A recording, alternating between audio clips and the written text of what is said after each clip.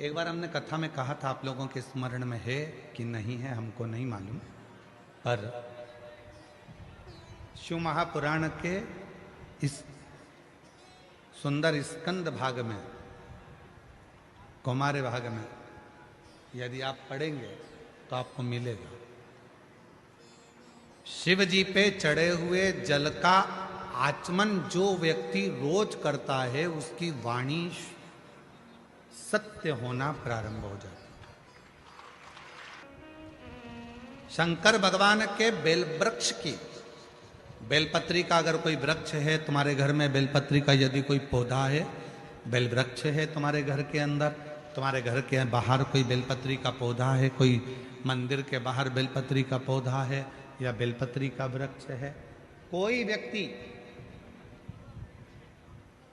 यदि दुनिया के लोगों ने कह दिया कि तुम्हारी प्रॉपर्टी का ये केस चल रहा है, जमीन का ये केस चल रहा है और ये निपट नहीं रहा, तुम्हारे प्लाट पर, तुम्हारी जमीन पर, तुम्हारी दौलत पर, किसी चीज पर किसी ने अपना हक जता दिया, कोई केस चल रहा है, कानूनी कार्रवाई चल रही है, अगर वो व्यक्ति प्रतिदिन बेलपत्री के वृक्ष के नीचे जाकर एक लोटे में थोड़ा सा जल लेकर 3 बार उस जल को थोड़ा थोड़ा कर कर छोड़े और उसी बेलपत्री के नीचे की मिट्टी को अपने मस्तक पर चंदन की तरह लगाना प्रारंभ करे, 1.5 से 2 महीना कर कर देख ले, उसका केस धीरे धीरे सुलझना प्रारंभ होता है, उसे विजय प्राप्त होना।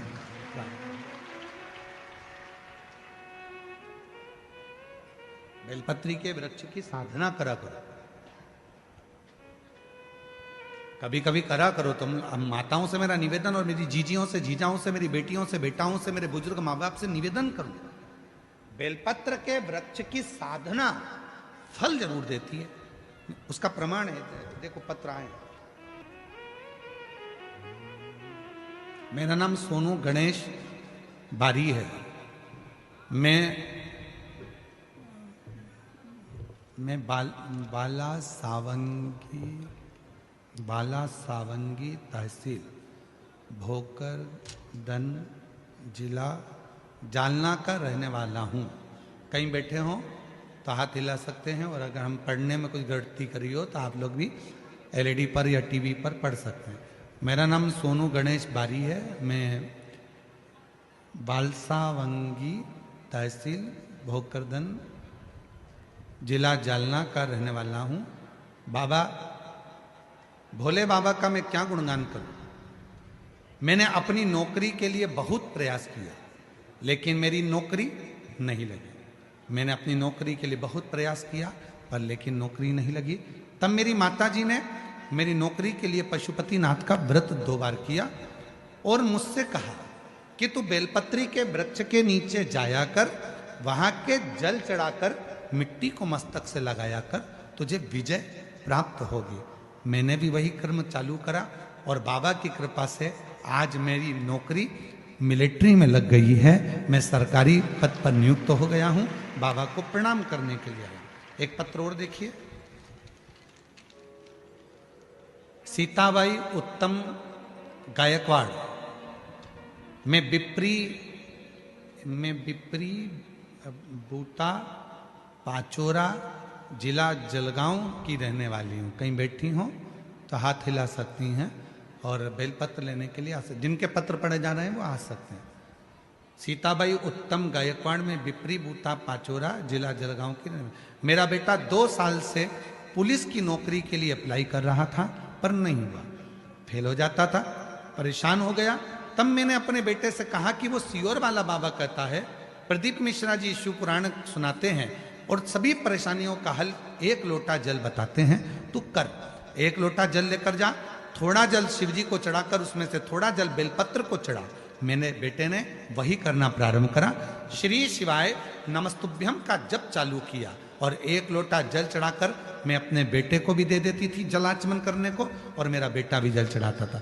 आज बाबा की कृपा ऐसी हो गई, मेरे बेटे की सरकारी नौकरी 8/2/2025 को मुंबई पुलिस में मेरे बेटे का सिलेक्शन हो गया। मैं बाबा को यहाँ प्रणाम करने के लिए आई हूँ। अगला पत्र है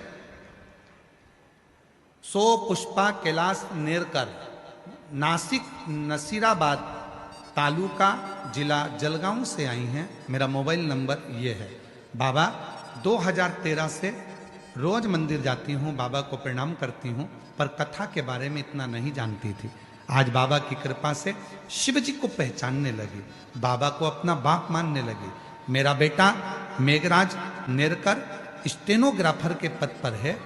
बाबा कई बार तैयारी करता था सरकारी नौकरी के लिए। 2014 से मेरा बेटा सरकारी नौकरी की परीक्षा दे रहा है, पर नहीं हुआ। तब मेरे बेटे ने हार मान ली। मैंने 2022 में पहली बार आपकी कथा सुनी और अपने बेटे से कहा कि वो सियोर वाला बाबा कहता है कि मेहनत को 4 गुना करो, परिश्रम बढ़ाओ, रात दिन एक कर दो। मेरा बेटा सुबह 4 बजे उठता, शिव जी के मंदिर जाता, जल चढ़ाता, पार्थिव शिवलिंग का पूजन करता और खूब पढ़ाई करता। आज मैं बाबा को धन्यवाद देने के लिए आई हूं कि मेरे बेटे का 2024 का रिजल्ट आ गया और पुणे के हाई कोर्ट स्टेनोग्राफर के पद पर मेरा बेटा सिलेक्शन हो गया। मैं बाबा को यहाँ धन्यवाद देने के लिए आई हूँ, बाबा को निवेदन करने के लिए आई हूँ। शिव तत्व किसको कहते हैं? एक पत्र और है। मेरा नाम कविता अंबादास बसाने, पति का नाम अंबादास लक्ष्मण दास बसाने, गांव एरंडोल, जिला जलगांव से आई हूँ। बाबा मेरे 2 बेटे हैं, सूरज और स्वप्निल। दोनों की सरकारी नौकरी नहीं लग रही थी।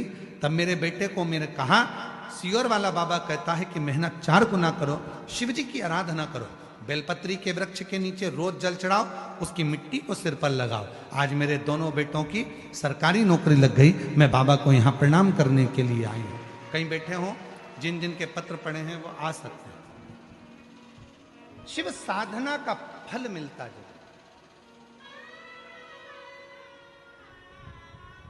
हम कई बार कहे हैं मेरी जीजियों से, मेरे जीजाओं से, बेटियों से, बेटाओं से, मेरे बुजुर्ग माँ बाप से, कुछ मत करो तो बेलपत्री के वृक्ष के नीचे भी आप लोटा भर के जल लेकर जा रहे हो तो 3 बार थोड़ा थोड़ा सा जल शिव जी को चढ़ाओ। और चढ़ाया हुआ जल जब गिर जाए तब थोड़ी सी मिट्टी को सिर पर लगाओ। बाबा से अपने मन की भाव कहो, श्री शिवाय नमस्तुभ्यं, श्री शिवाय नमस्तुभ्यं, श्री शिवाय नमस्तुभ्यं, श्री शिवाय नमस्तुभ्यं। बाबा को अपने मन का भाव कहो। दुनिया में किसी की सामर्थ्यता नहीं है कि तुमको नीचे दबा दे। जिसके मस्तक पर बेलपत्री की लकड़ी का चंदन शिव को लेपित कर कर यदि मस्तक पर लगता है, कोई बेलपत्री का वृक्ष यदि सूख जाता है, उसकी जो लकड़ी होती है उसका चंदन भी हम शिव को लगाकर अपने मस्तक पर लगाते हैं। या बेलपत्री के वृक्ष के नीचे की मिट्टी को भी यदि हम त्रिपुंड बनाकर सिर पर चढ़ाते हैं तो दुनिया में किसी की सामर्थ्यता नहीं है कि तुमको हरा दे, तुमको विजय प्राप्त होती है, विजय मिलता है।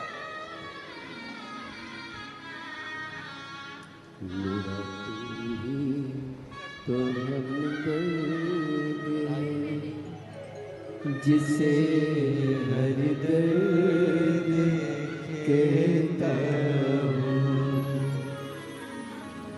किसी की सामर्थ्यता नहीं हो सकती।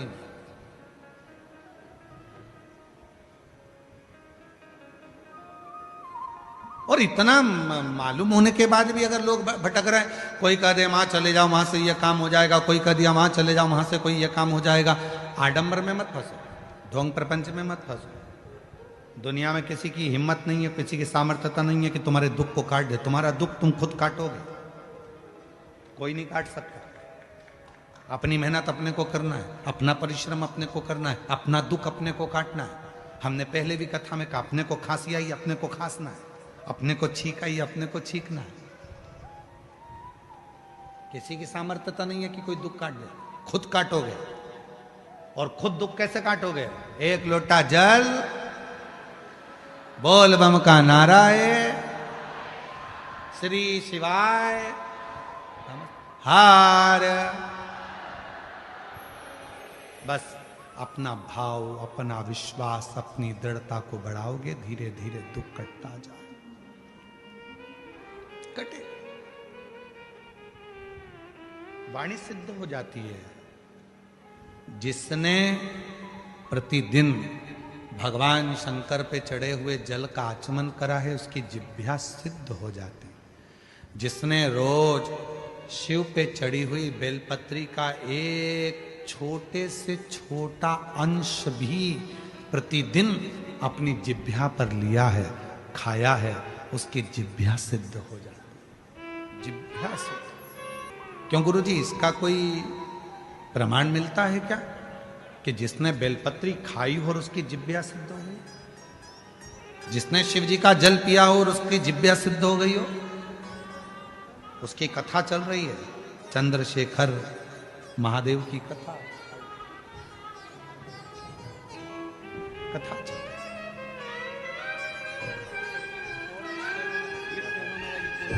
बधाई आपको, बहुत अच्छी। 2 महीने तक जल चढ़ाया बाबा को, 3 महीने में तो बाबा ने सुना, कोरिया भी हो गया, यानी नाटू भी हो गया, हम बधाई। गोद भी भर दी और जेब भी भर दी। बाबा जी कह रहे हैं, मेरे बेटे का जॉब सरकारी नहीं लग रहा था, पुणे की कोर्ट में स्टेनोग्राफर के पद पर नियुक्त हो गया। बाबा ने जेब भी भर दी और मेरी बहू की गोद खाली थी, वो गोद भी भर दी।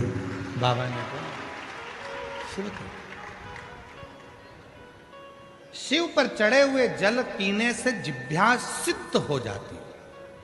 हमें सिद्ध करने का कोई मंत्र नहीं आता, हमें कोई साधना नहीं आती, हमें कोई व्रत नहीं आता, हमें कोई तप नहीं आता। लोग कहते हैं इस मंत्र को सिद्ध कर लो, लोग कहते हैं रुद्राक्ष को सिद्ध कर लो, लोग कहते हैं इसको सिद्ध कर लो, लोग कहते हैं उसको सिद्ध कर लो। हम कहते हैं कुछ मत करो, शिव जी पे चढ़े हुए जल को पीना प्रारंभ करो। रोज शंकर जी पे चढ़े हुए थोड़ा सा जल आचमन करना प्रारंभ कर दो। प्रतिदिन एक दिन भी खाली नहीं जाना चाहिए। एक ना एक दिन तुम्हारी जिह्वा सिद्ध हो जाएगी। तुम जिससे जो कहोगे वो अपने आप काम होना प्रारंभ हो जाएगा। जिह्वा मेरा तू ही तो हमदर्द है, जिसे हर दर्द कहता है। मेरा तू ही तो हमदर्द है, जिसे हर दर्द कहता है। जिह्वा सिद्ध हो। रोज प्रतिदिन का नियम करो कि मुझे बेलपत्र अपने मुख में एक अंश मतलब जरा सा, जरूरी नहीं कि पूरा पत्ता खाओगे। हम तो कहते हैं कि बिल्कुल एक छोटी सी बिंदी होती है ना, उस बिंदी के बराबर भी जरा सी बेलपत्र भी अगर शंकर की चढ़ी हुई तुम्हारे मुख में जा रही है, समझ लेना तुम्हारी जिह्वा एक दिन इतनी सिद्ध हो जाएगी आराधना के कि तुम लिए किसी को कुछ कहोगे और वो शंकर बात पक्की हो भगवान जाएगी। के इतने जो नाम हैं, ये नाम देखिए, बहुत बहुत ध्यान से सुनिएगा, जरा स्मरण में लीजिएगा कथा को कि भगवान विष्णु ने अवतार लिए 24, पर भगवान शंकर ने अवतार नहीं लिए। भगवान शंकर ने अपना नाम रखा। किस नाम से क्या प्राप्त हो सकता है, किस नाम से क्या मिलेगा, किस नाम का उच्चारण करना चाहिए। जब किसी का एक्सीडेंट हो जाता है, कोई तकलीफ आ जाती है, तो कौन सा जाप करवाते हो? जम के बोलो, महामृत्युंजय। शिव को महामृत्युंजय कहने लगते। बार बार कोई घटना घटने लगती है, परिवार में अगर कोई सदस्य, एक व्यक्ति मर गया 6-8 महीने में, साल 2 साल में फिर दूसरा मर गया, फिर तीसरा मर गया, बार बार घटना घट रही है, तो फिर कृष्णेश्वर को याद किया जाता है।